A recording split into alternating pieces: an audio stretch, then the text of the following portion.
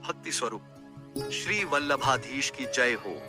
श्री महाप्रभु जी के परम कृपा पात्र सेवक श्री दामोदर दास हरसानी जी श्री महाप्रभु जी की शरण में आने के पहले स्वयं के घर की छत झरोखा पर बैठे श्री महाप्रभु जी का स्मरण करते और मन ही मन कहते कि मेरे वल्लभ कब पधारेंगे।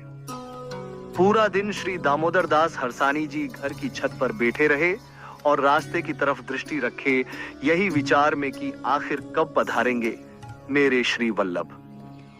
श्री दामोदर दास हरसानी जी का ताप इतना बढ़ गया कि जब रात्रि को सोते तब जरा सी भी आवाज होती तब विचार करते कि कहीं मेरे वल्लभ तो नहीं पधार रहे, और दौड़ते दौड़ते घर की छत पर देखने आते। एक दिवस श्री दामोदर दास हरसानी जी और उनके भाइयों के बीच संपत्ति का विभाजन हो रहा था।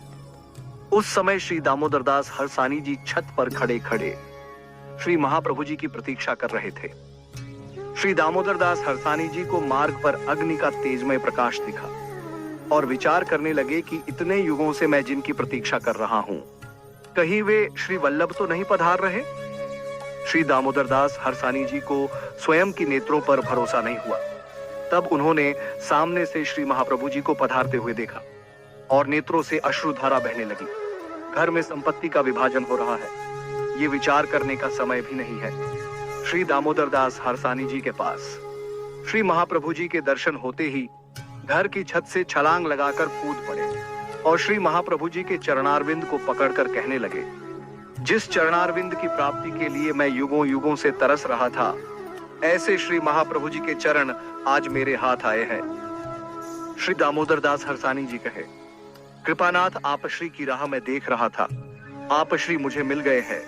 आप श्री पूर्ण पुरुषोत्तम हो। पूर्ण पुरुषोत्तम की आज्ञा है कि जहां मैं खड़ा हो जाऊं वो मेरा धाम कहलाता है, और मेरे धाम में जो एक बार आ जाए वो वापस जाता नहीं है।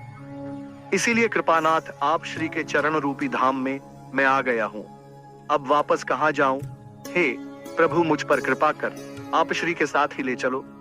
इस दिन से सदा सर्वदा श्री दामोदर दास हरसानी जी श्री महाप्रभु जी के साथ ही रहे। श्री महाप्रभु जी के ऐसे कृपा पात्र सेवक श्री दामोदर दास हरसानी जी को कोटि कोटि वंदन।